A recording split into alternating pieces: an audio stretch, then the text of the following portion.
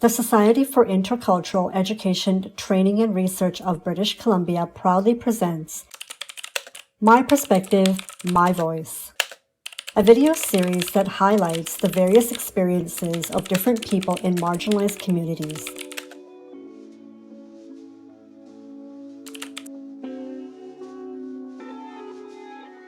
My name is Anu Pala, and I'm an accessibility and inclusion consultant, trainer, public speaker, and freelance writer.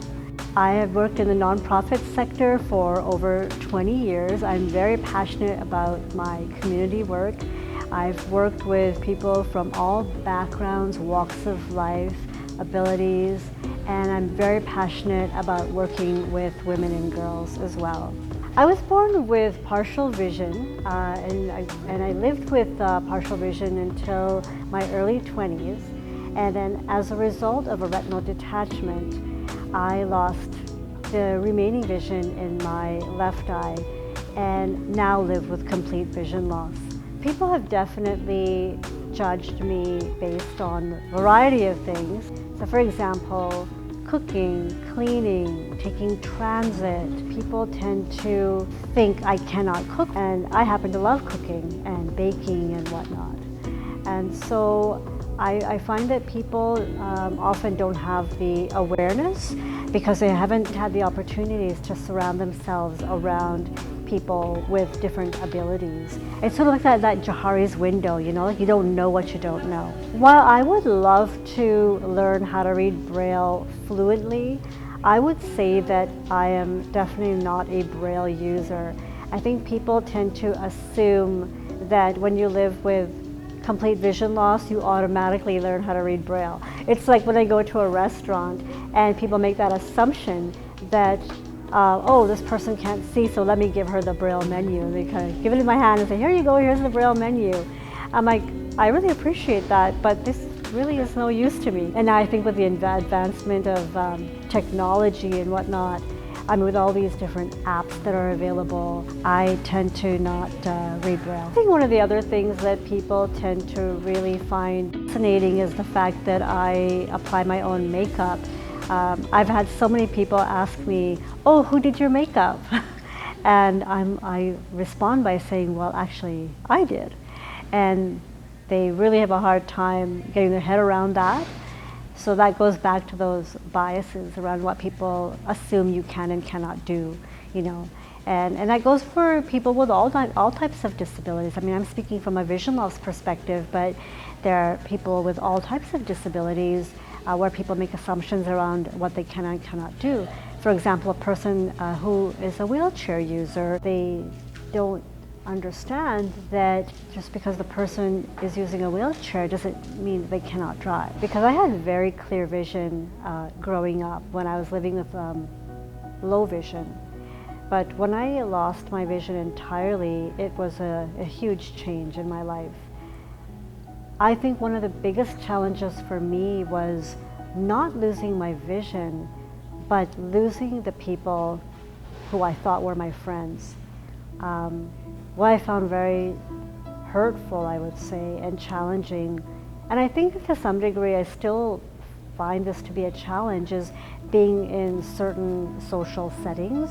I would say sometimes, if I'm really honest with myself, people tend to, I guess I would say, ignore me or not include me. I'm referring to people among my own peers. In those early days of my adjustment to vision loss was something that I experienced quite a bit. I've noticed this in work settings as well. When I've been with colleagues, I often wouldn't get invited to lunch and other types of social settings. And I think where that stems from is people's own discomforts with difference. What tends to often happen is that rather than trying to educate oneself about how to get more comfortable with difference, they tend to run away from the issue, and as a result, it doesn't benefit anybody because, the person who doesn't have a disability or any other kind of difference, their world, I feel, becomes very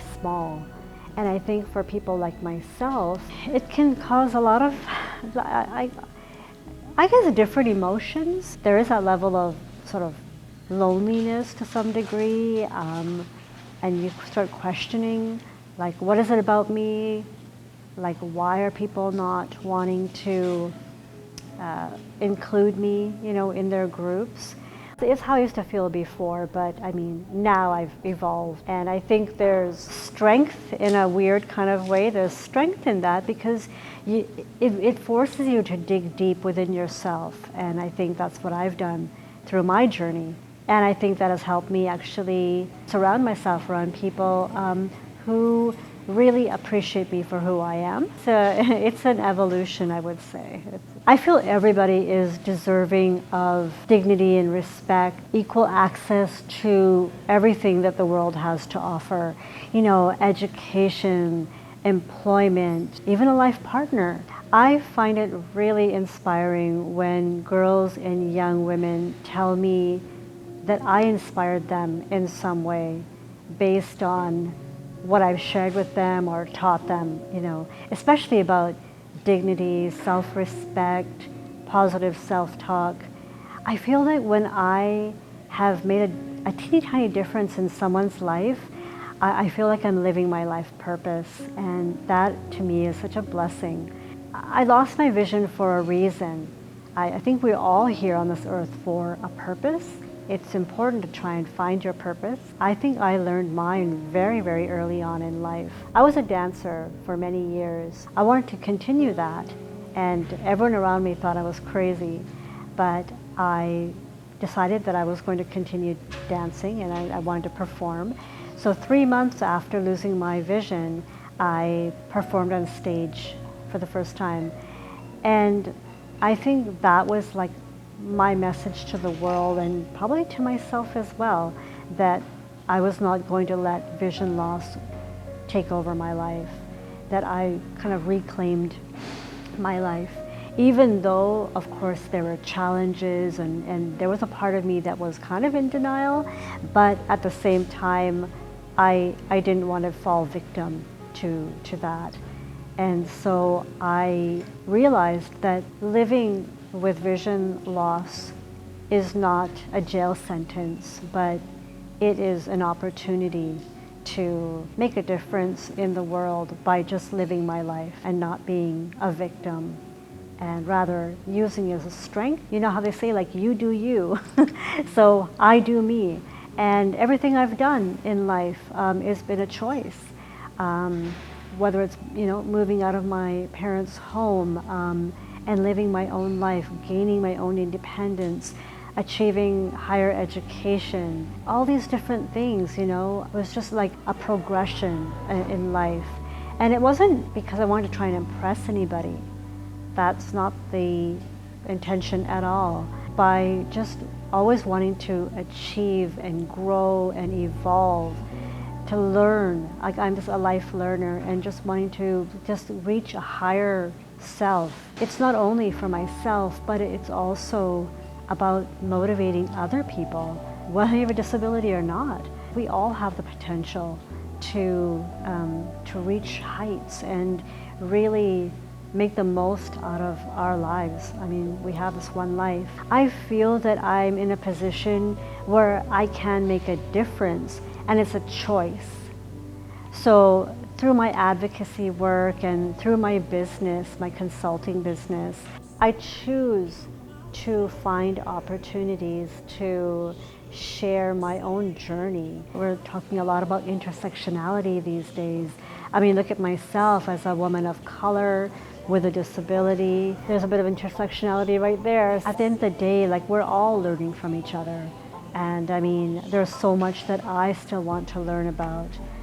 There's so much going on in the world right now, and we just know this small piece. And I think that's why, like, these video stories that we're creating for CTAR BC are so important. For me, it's an honor to be in those spaces where I can share my own stories, my own journey of vision loss, and just to be able to inspire others to not only look at how they can create more inclusion among their own circles, but it's about also just being able to share the knowledge and just knowledge is power.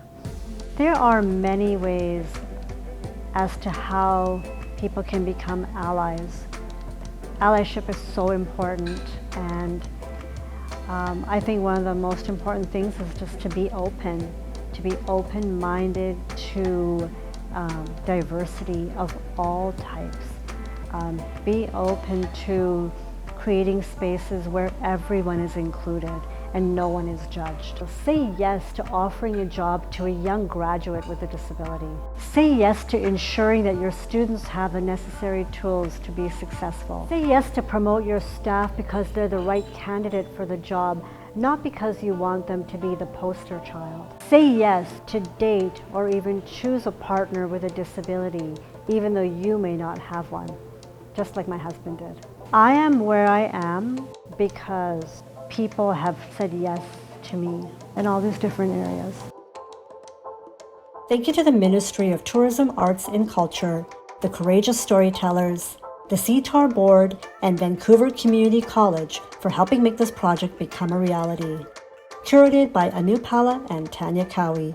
Filmed and edited by Tajita Gupta.